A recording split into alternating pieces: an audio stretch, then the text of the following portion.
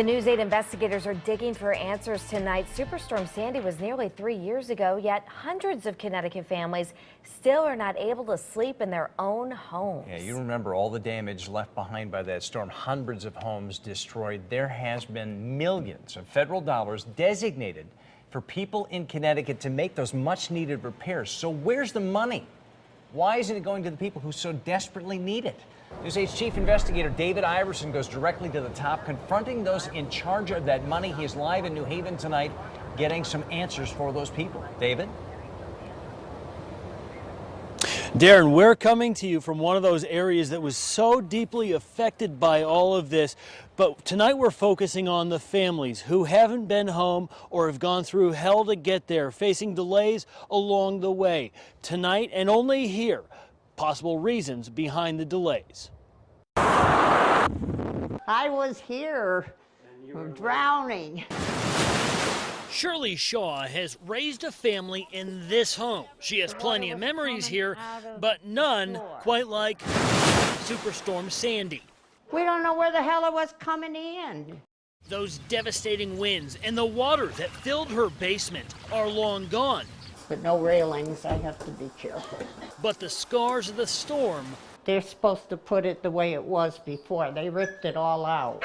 are still here. To fix Shaw's home, taxpayers are footing a $71,000 bill. Shaw is one of more than 800 Connecticut homeowners who had Sandy damage and are being funneled through what's called the CDBG-DR grant.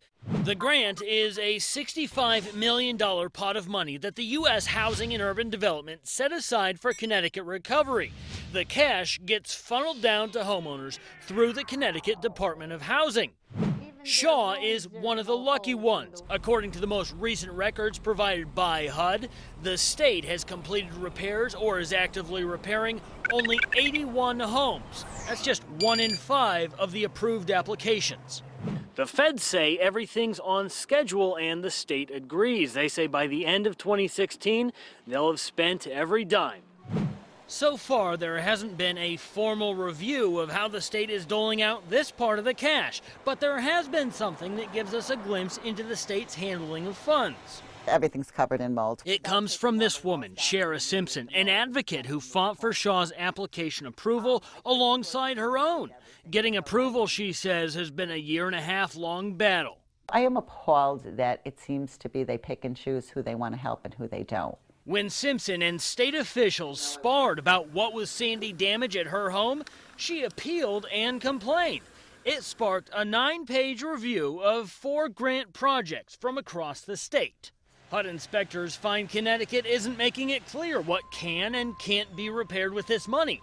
From one house to another, contractors had very different repairs approved, finds the report. HUD calls the state's handling of paperwork disconcerting. They find a lack of communication, an insufficient level of oversight. And there's more. The review found the state is missing documents on the majority of cases they looked at. A lack of paperwork can lead to delays, claims Milford Mayor Ben Blake. And that does slow down the process a little bit. That adds an additional layer onto getting back into their homes. To get answers, we needed to talk to the Department of Housing. David Iverson with Channel 8. We called and emailed for 3 weeks asking for an interview. Instead, a spokesman said, "How about a statement?" That's when we asked for Commissioner Yvonne Klein's public schedule. Remember, all the money is doled out through her department, and this HUD review was sent to Commissioner Klein. If anyone can answer these allegations, it's going to be her. And it just so happened, here she was, breaking ground on a project in Hartford. This has raised a lot of red flags for HUD. Did you want to respond to that as a commissioner of Department of Housing? Again, I think working with Jim has been helpful to you in providing information. Please feel free to send those questions to us and we'll be happy to answer them. We're both standing right here. There's nothing you wanted to say Thank you so here? much. Thank you for coming today. And while the department drafts an answer to our questions, Shaw is just hoping that she can have her basement back sometime this year. Oh, I'd be so happy to see it. I hope it's done before my birthday. We did hear back from the Department of Housing. They gave us a statement by email. I'll read just a portion of it. It reads, the thoughtful and detailed design of the Connecticut program has ensured the well-documented financial challenges that have occurred in neighboring states have not and will not occur here, end quote. That's just a portion of the statement. The full statement, along with a lot of information we had to leave on the cutting room floor, is on our website, WTNH.com. Just click on the Investigators tab.